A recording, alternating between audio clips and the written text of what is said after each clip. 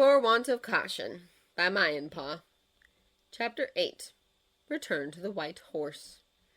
2 weeks later found Hob sitting by himself drinking in the White Horse Tavern, as he had every day since he had returned to London from Fawny Rig. For the last 14 days he had sat in the same seat, nursing the same pour of whiskey, and staring at the same graying rat as it nibbled at the same forgotten chip in the shadowed corner by his booth. He knew that he was most likely wasting his time arriving here for a meeting that was still scheduled 60 years away with a man who might never come. But in all honesty, he had no clue what else to do with himself. After one of the most awkward car rides of his life, where Alex drove Hob back to his house, Hob had floundered, struggling to reacquaint himself with his day-to-day life. Hob's current job at an apothecary had only needed one look at his still bruised and swollen face to believe his tale about being beaten and robbed while out of town to explain his week-long absence. The kindly old owner had told Hob to take as much time as he needed to heal before returning to work, although the cynical side of Hob couldn't help but wonder if he was just scared that Hob's mangled face would scare off potential customers. Thus Hob was left with a lot of free time with nothing to fill it, except brood. It was a dangerous thing to be given the chance to focus solely on his time in captivity, to go over every dismissive, hate-filled look from Roderick Burgess, to examine every failure that he had made that had led to his capture and the death of Edward Davies, to fully soak in how close he had come to having had his condition revealed and imagine in vivid detail what Roderick Burgess would have done with that information. But one thought consumed his mind most of all. Why did he leave me? It was a childish thought born of loss and insecurity, but it was one that he couldn't escape. The fear of abandonment that had been planted in 1889 had been renewed when he had thought that Jessamy was dead. While logically he knew that Jessamy was fine, the feelings that had been brought up during her death were much harder to dispel. And given that Dream had abandoned him at Fawny Rig, leaving him behind with his former captors in a swirl of sand, Hob had a sinking feeling that this was the case for Dream as well. The image of a broken, bloody body once again rose up and threatened to consume him, and he shook his head roughly as though the movement would be enough to erase the memory from his brain. Jessamy isn't even your friend. You have no right to still be as upset as you are. He tightened his hand around the ice-filled glass, letting the cold sink into his skin and allowing the near-painful sensation tether him to the present. Dreaming wasn't even available as an escape for him. While he had not been plagued by the nightmares that he had been fearing, neither had he been allowed to find solace in his dreams. A naive part of him had hoped that even if Dream had left him in the waking world, that the man would have found him in his dreams, like they had back in the basement. But every night since leaving Fawny Rig, he had not dreamed. Not a memory, not even sensations. Nothing. He bitterly wondered if Dream had been so eager to completely rid himself of Hob that he would never dream again.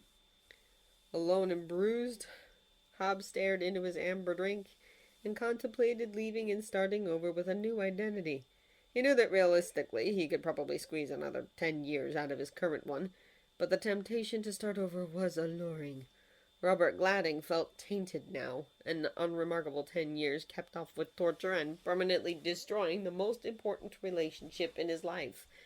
And so many normal people gave themselves a fresh start all the time. After all, wasn't that what each New Year's was? Why shouldn't he indulge himself and start over in a far distant land, one filled with warmth and bright skies, where the name Burgess had never before been heard? He was deep in the middle of contemplating if his Spanish was good enough to head for Cuba, or if he should opt for California instead, when a figure approached his table. Hob startled at the sudden intrusion and looked up. In front of him stood Dream, hovering anxiously in front of Hob. He wore the same overcoat that he had worn during his departure from Fawny Rig, but he was also clad in a woolen suit, the boxy fit hiding his gaunt frame. He had stuck to his usual black, despite it being out of style for the suit and unthinkable for the shirt. In his hands he held a black felt hat, which he gripped at tightly without any care for misshapen it. His blue, worried eyes traced Hob's face, waiting for a reaction. You're here, Hob whispered, terrified to disturb the illusion. Yes, Dream said. There was a long pause and awkward uncertainty that choked any hopes for an easy conversation. May I sit? Dream finally said, gesturing to the open chair at Hob's table. "Of course." Hob frantically moved his stuff, clearing a spot for Dream. The man gingerly took the offered spot, placing his hat next to Hob's grey woolen cap. "How have you been?" Dream asked haltingly. The hesitation was something that Hob had never before seen on the man, and he wasn't sure that he liked it. Hob pondered over how to answer that question. Most people asked it as a mere formality, nothing more than a thoughtless nicety to ease the way into conversation. But Dream was not most people, and to provide an answer of "fine" would have been a glaring falsehood after what they had been through together. "I've been adjusting," Hob said, picking his words carefully. "My boss thankfully bought my story about having been mugged, so I still have a job. Turns out that last beating had some benefit after all." Hob shot a sarcastic grin towards Dream, but dropped it at the other man's face darkened. "Alex has been trying to keep in touch. He keeps trying to send me money. Can't tell if he's trying to buy me off or if he just feels bad." He scoffed. "Even after everything, I still feel sorry for the kid. His father was a murderous, unfeeling bastard, but it was still his father." He looked down into the golden liquid in his hands. It was easier than looking Dream in the eyes. "After everything was done, after you and Jessamy had left, we still had to figure out what to do. We were left with multiple unconscious bodies, a torture basement, a house full of magic items, and a cult who would immediately know that their leader was missing. I don't remember who suggested it. It doesn't matter, really. But there was a moment there where we considered the possibility that perhaps a devastating house fire could hit. The whole house, from attic to basement, would be a complete loss, and—" Hob lowered his voice. "Tragically, the owner of the house wouldn't wake up in time to escape to safety." He paused, waiting for Dream to comment, but the man stayed still. "I'm glad we didn't. I think that it would have broken something in Alex, something that is better kept whole. Besides," he took the chance and smiled up towards Dream, "we figured that whatever you did to Roderick Burgess is probably more of a punishment than anything we could think of." He took a deep drink, relishing in the cleansing fire that burned down his throat. "They ended up calling the local doctor after I left. The doctors are calling it an outbreak of the sleepy sickness. Paul and Alex had the quarantine, but they were able to get Burgess and the guards taken to a hospital for long-term care." Hob cocked his eyebrow at Dream.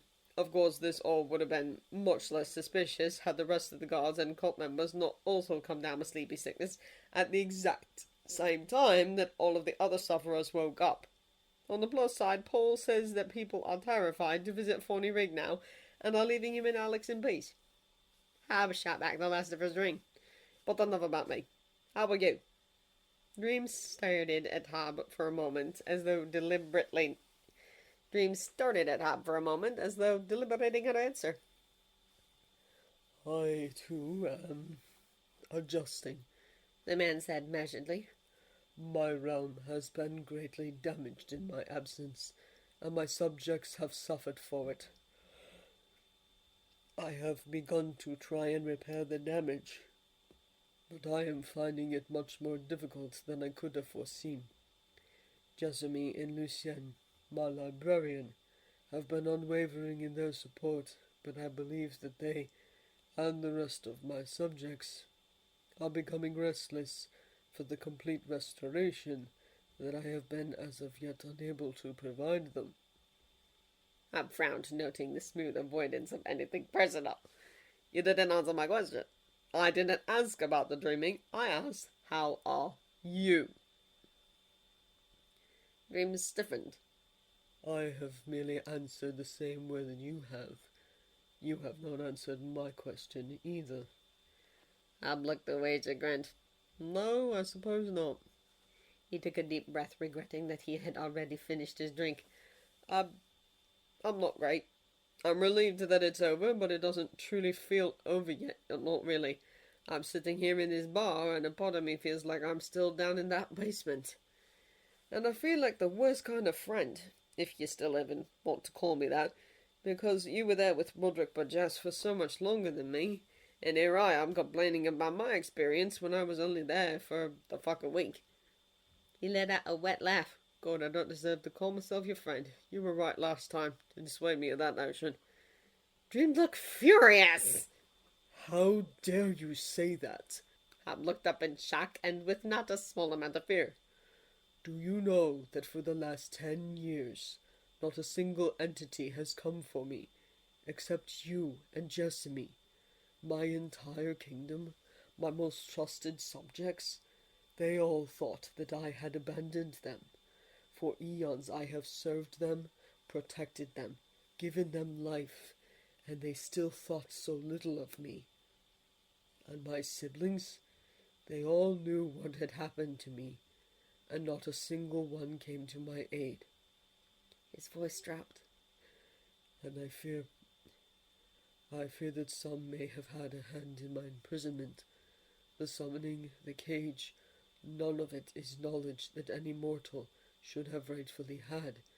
So no, you are not the worst kind of friend, and I hesitate to even call you that.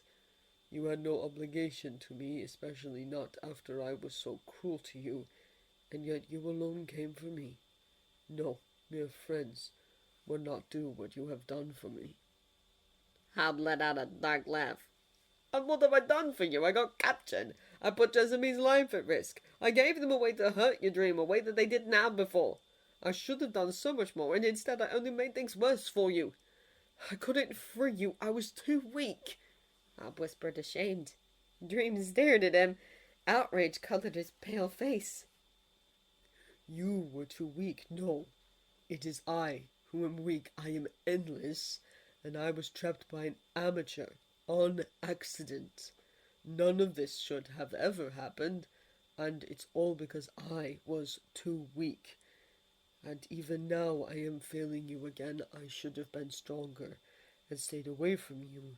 That I let my weakness overcome me again, and I came here anyway. What are you talking about? Hob asked, bewildered.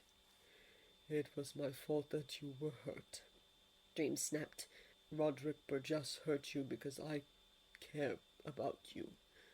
I couldn't stop it, and even worse, I couldn't even react. It's because of you that Jessamy is alive. It's because of you that we are free. And I sat there multiple times and listened to them beat you, listened to your cries, to the cracks of your bones, and I did nothing. Acted like it meant nothing to me, and for what? My pride? He sneered. I told myself to stay away from you, give you space to heal. I have brought you nothing but pain, and I couldn't even give you the decency of acknowledging it, much less stopping it. I don't understand how you can bear to look at me, let alone still call me your friend. And then you try to tell me how you failed me? No. Dream's breath was heaving, and Hob could see the angry tears gathering in his eyes. Hob reached out across the table and grabbed his hand, desperate to ground him, to remind him that he wasn't alone. The other man's hand was cool beneath his, and he rubbed his thumb over the back of Dream's hand in an attempt to both soothe and warm him. I have watched those that I love die before, Hob. Dream's voice was calmer but hollow. And I felt that same helplessness when Roderick Burgess looked at you. That same anger, that same fear. I had promised myself that I would never feel that again, and then you went and made a liar out of me. Dream turned his hand over and grabbed onto Hob's, pressing their palms together. And the worst part, the most selfish part, is that I can't bring myself to regret that you came for me. Dream confessed. Unable to look Hob in the eyes, he kept his eyes on their entwined hands. Horrible, wonderful, disorienting understanding washed over Hob. It was the sweetest agony to know that the ones you loved were hurting over your hurts. There was no magic balm to soothe the ache, none except time and the frustrating understanding that such pain is the cost of connection. One gladly paid, and all the more precious for the fact.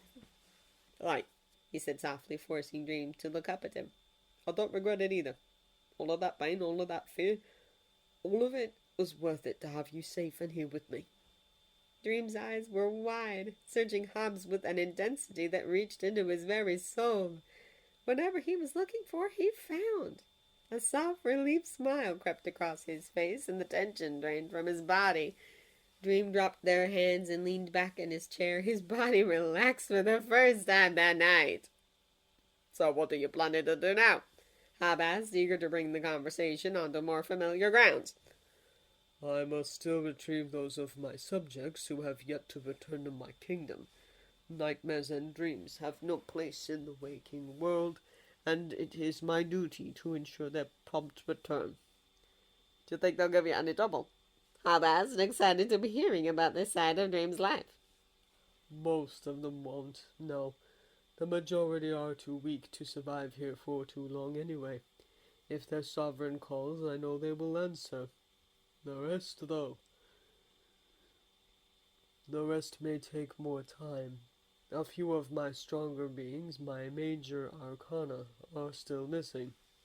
Some, like Fiddler's Green, have always been so reliable, so their continued absence is one that I hope will be easily remedied.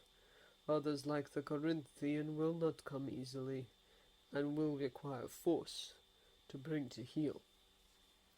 Dream paused and looked at Hob, consideration and calculation flickering across his face. I can't promise that it will be easy.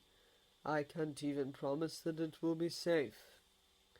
But this is a task of the utmost importance, and there is no one else that I would trust more to have by my side. Would you join me? Hob looked at the other man, Dream's hand reaching out to his. He knew that he shouldn't take it. He was still healing, not yet recovered from the kind ministrations of Roderick Burgess. He had responsibilities as Robert Gadling, or if he decided to relinquish those, then he had a new identity to forge. And if this quest was enough of a challenge that even Dream, his once mysterious all-powerful stranger, would require help, then what good could Hob do? But Dream was looking back at him, hope sparkling like newborn galaxies in his eyes. And suddenly all of the danger, all of his insecurity, all of the thousands of reasons why he should decline, no longer mattered anymore. For Hob Gadling was not by nature a cautious man, not when his stranger was looking at him, asking him to be by his side. Hob reached over, taking Dream's hand into his. It will be my honor, he said, trying to imbue every word with the reverence and sincerity that he felt in that moment. The supernova of stars erupted in those blue eyes, as brilliant as the night sky from Hob's youth, and a smile, unfettered and free, lit up his face. Then, shall we? Hob was powerless to do anything more than nod when faced with the full might of Dream's delight. In tandem, they gathered their belongings and made their way out of the White Horse, leaving the bright, loud, warm tavern behind them. And together they disappeared into the London fog, like dreams into the night. End of For Want of Caution by Mayan Paw. If you enjoy this recording or the content, feel free to leave a comment below or a review at the original story from the link in the descriptions. Thank you for listening.